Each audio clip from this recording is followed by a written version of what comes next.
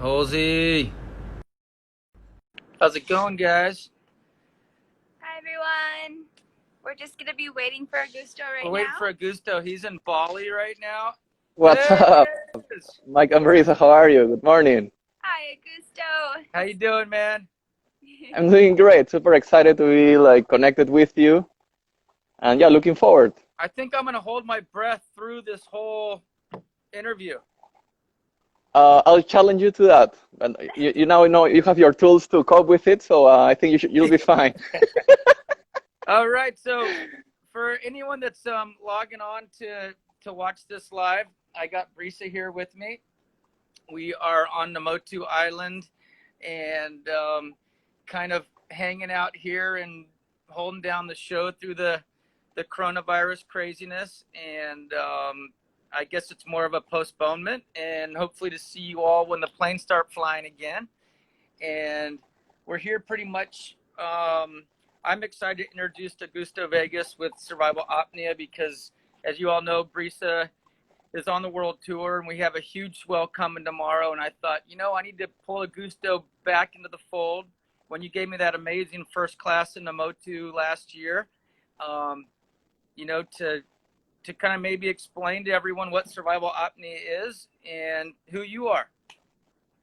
Okay, thanks, Mike. Thanks for the space. Well, my name is Augusto Vegas, born and raised in Peru, and in the ocean since I'm a kid. Like surfing, spearfishing, and this interest eventually made me bump into a freediving school.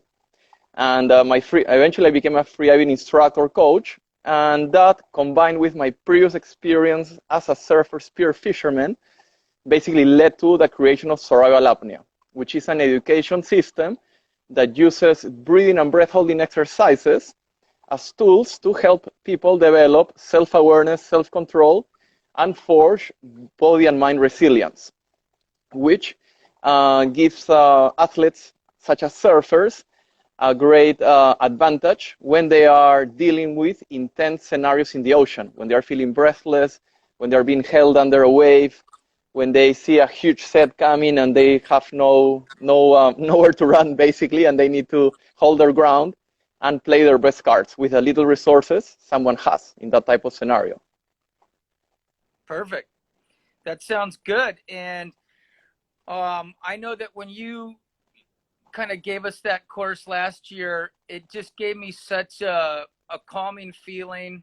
And the way you taught the course too it just felt, it was pretty neat because we started off, I think, like maybe 5 people started it. And by like the second lesson, there's like 30 people there and everyone just raved about it. So just the way you talk is very comforting in itself. And it gives me a kind of a mental place to go, and I need to hold my breath for a long time. But I think Brisa has a few questions too about what you just talked about. Yeah, I think it's amazing. I think this course is really incredible, where it's not just based on surfers or maybe free divers, but it's pretty much, I think, on all aspects of life. Just more on meditation and just for you to get to your best self as far as breathing and getting the right oxygen, and I think more in the moment and more present. But what are the benefits one gets from taking the online course that I've had the opportunity to watch some of your videos, and it's an amazing online course you have. But what are the benefits of that program that you have? Yeah, no, thanks, Brisa. So yeah, like you described, the course in itself, even though it was initially created only for surfers, and to be honest, I created it for my big wave surfer friends in Peru.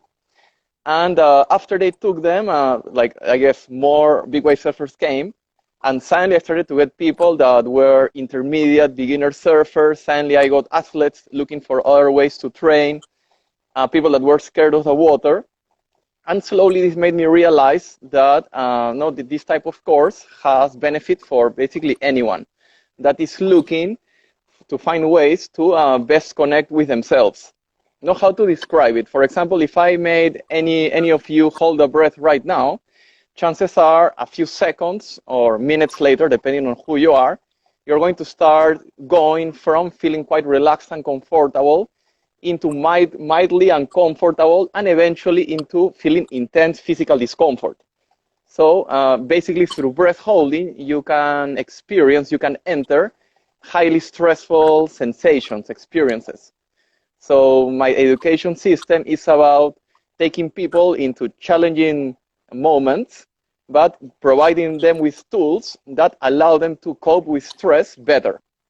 You Yeah, know? you know, it was So you're mentioning that, and it was pretty funny that one of the more advanced classes that I took with you, I remember photographer Storky. Remember Storky?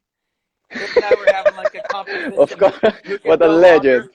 longer. And the funny part was is he was so mad that I got like one contraction longer than him, and it is a very uncomfortable place. But once you taught us to kind of go into that happy place, and you actually learn to embrace it, and it was really neat. And I feel so much more confident once you taught us how to do that. And Storky, if you're watching, I still got you by 30 seconds, buddy. Legend. Oh my God, that was a highlight of the conversation, actually. So no, yeah, and so for example, like viewers should know that no matter who you are, many people think, oh, I was born like an anxious person. I was born someone that as soon as I get uncomfortable, I panic. Some people believe that they are born a certain way and there is nothing that will help them change. But every human being should be aware that just by the fact of being a human being and being alive, we are designed to evolve. We are designed to learn and adapt. So that is one of the first premises that my courses have. Okay, maybe today you believe that you cannot hold your breath for more than 20, 30 seconds. But you should know that just by being a human being, you have the ability to learn something, to become a better, stronger version of yourself. So once you shift people belief into this new way of thinking, then you start teaching them, okay, breathe like this and you're going to feel relaxed.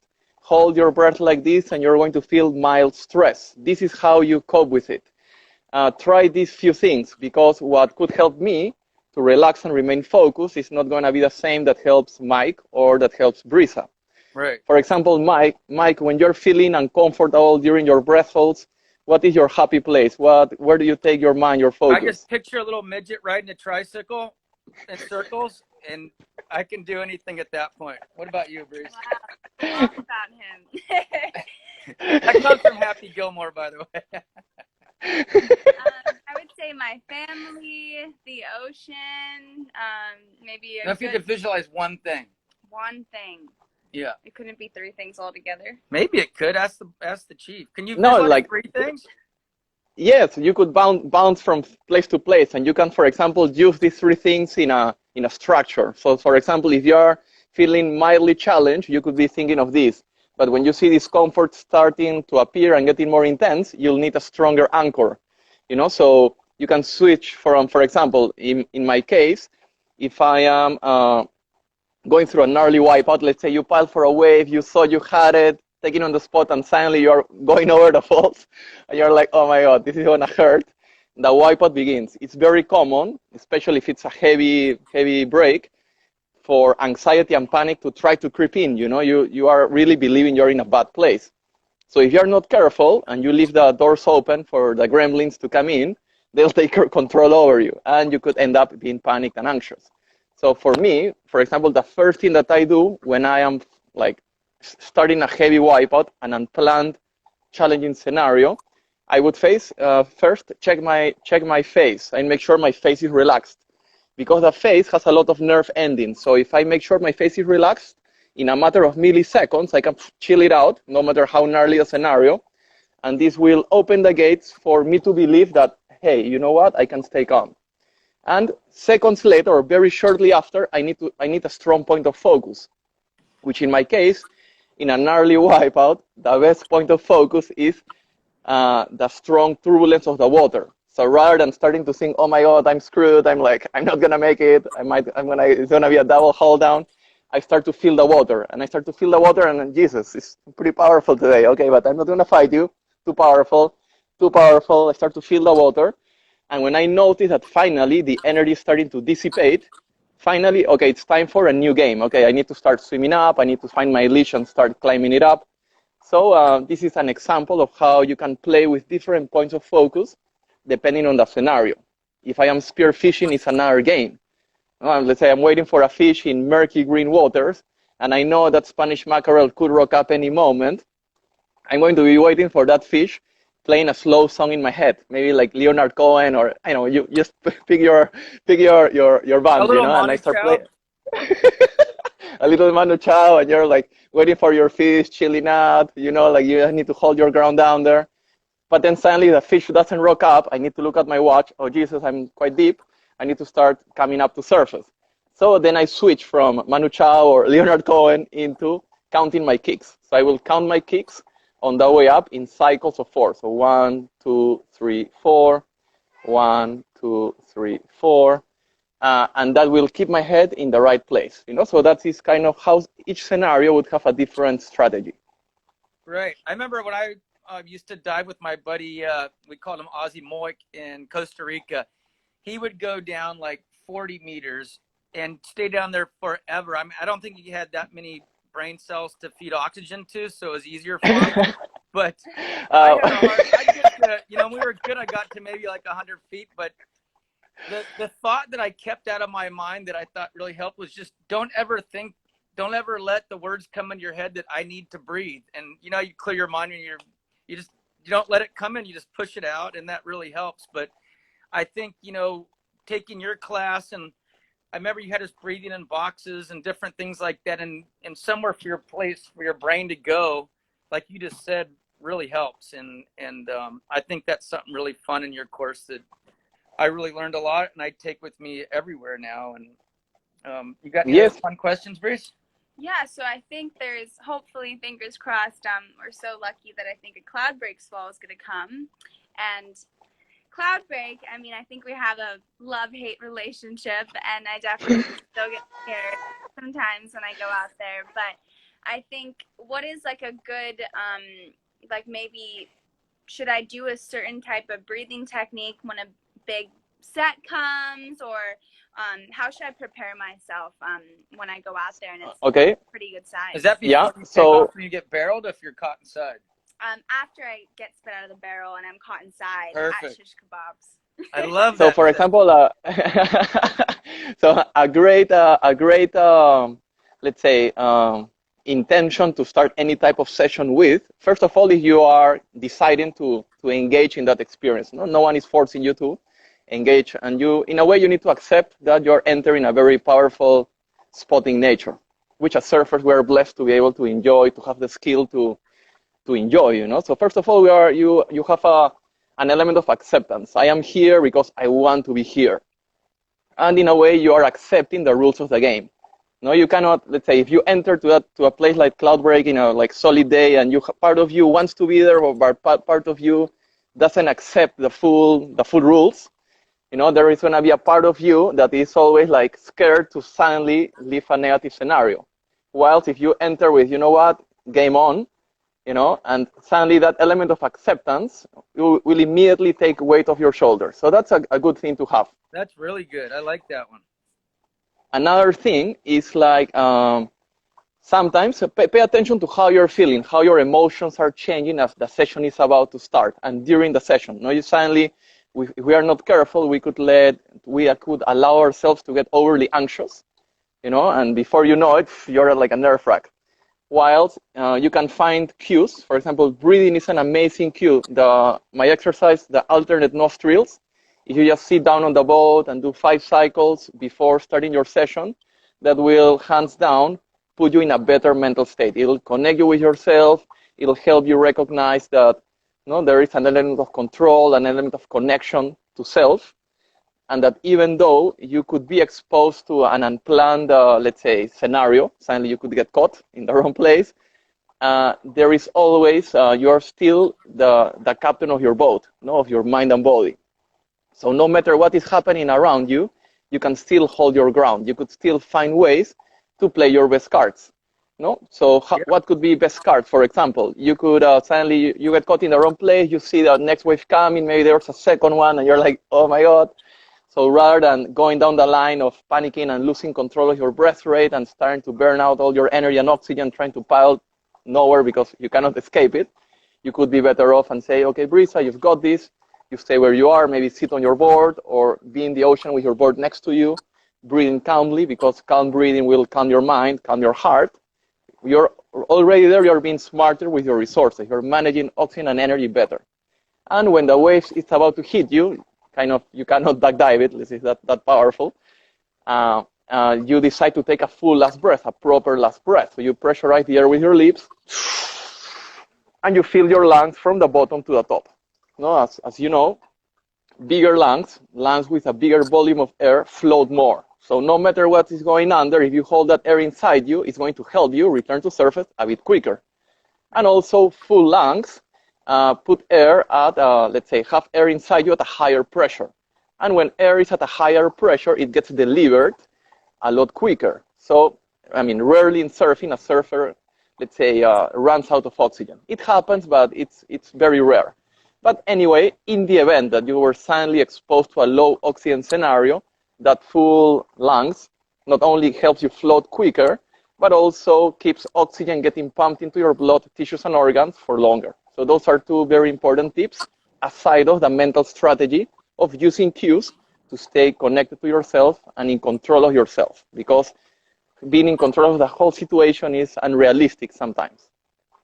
Right. I think that helps a lot. I don't think I take a big enough breath before a wave smashes me. I normally take probably way too small enough breaths. So I'm going to try to work on that. I was going to say, I don't know how he says you're going to do your breathing technique out of both nostrils. I usually have so much water draining out of my nose at that point. Boat. Oh, in the boat.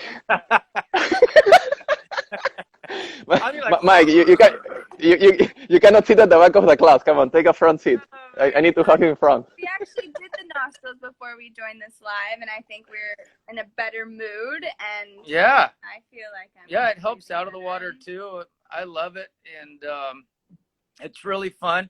One thing I wanted to say, everyone out there that's watching, I know that we could talk about this stuff forever because I love it so much. Are you still there, Augusto? Uh-oh. We might have lost him. But to all you guys out there that are watching, if you're still watching, thank you so much. We're down here in Namotu. Our staff has mainly been on leave.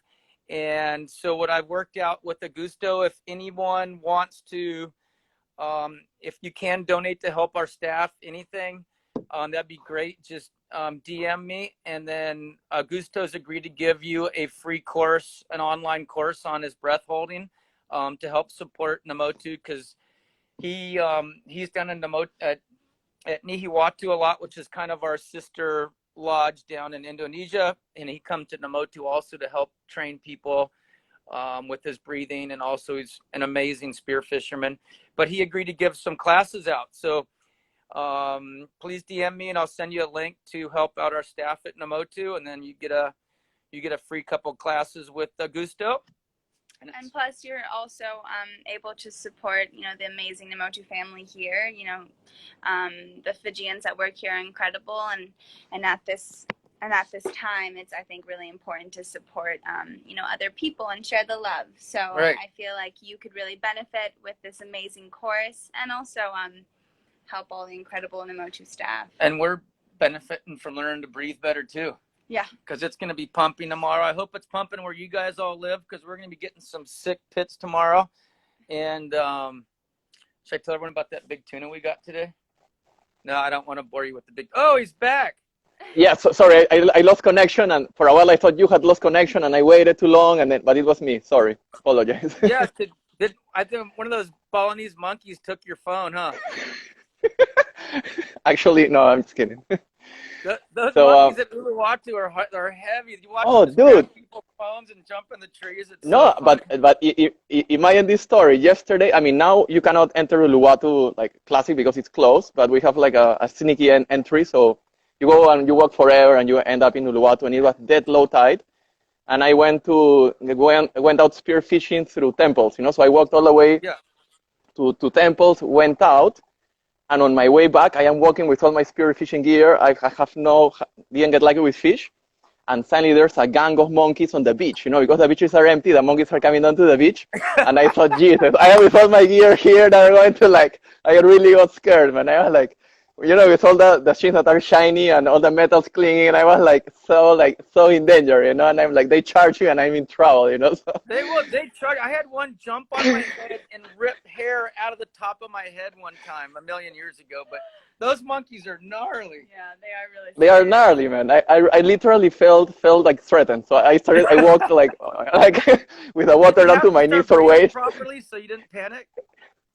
Yeah, I started to like calm myself down, send through, and just walk by. But I literally got scared, you know. Put on your little happy monkey face. Well, I told everyone that's watching about hopefully if they can do the donation thing, they all get a link to your class. And Yes. people are going to just direct message me, and then I'm going to shoot them off the link for Namotu. And then, But yeah, if you wanted to kind of explain more on that. And yeah, how would that work when people get their email to me and all that? Yeah, guys. So please, if no, you're interested in exploring more what me, Brice, and Mike have talked about today, I have very easy to follow, very user-friendly surf survival courses with training programs, which I'll be happy to answer any questions throughout. So all you need to get access to these training courses is donate to Namotu Island, which is going to help the staff a lot in Fiji. And whoever donates, just make sure to give your email to Mike or Brisa. They will let me know, and in 1 or 2 days' time, you'll be getting access into your surf survival online course that I'll be supervising, no matter from where I am.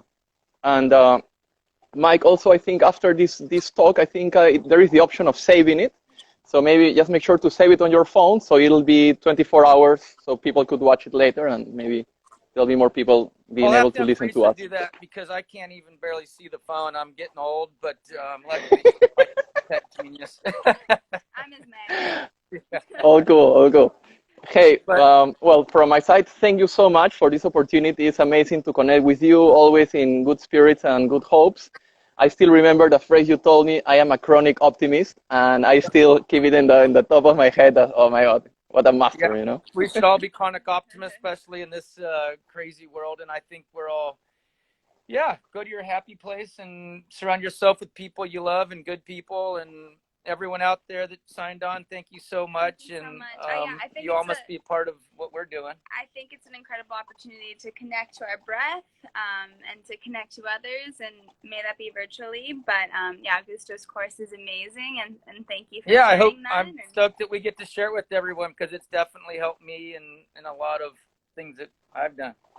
But we're going to sign off too because we're going to teach George how to surf, one of our Fijian crew, and he wants to learn, so it's perfect little 2-footers right now at a pool. So we're going to go do some surf lessons and teach him how to breathe at the same time. So epic. Thank you guys. Have a great day. Enjoy your session. Bye-bye. You guys. Bye.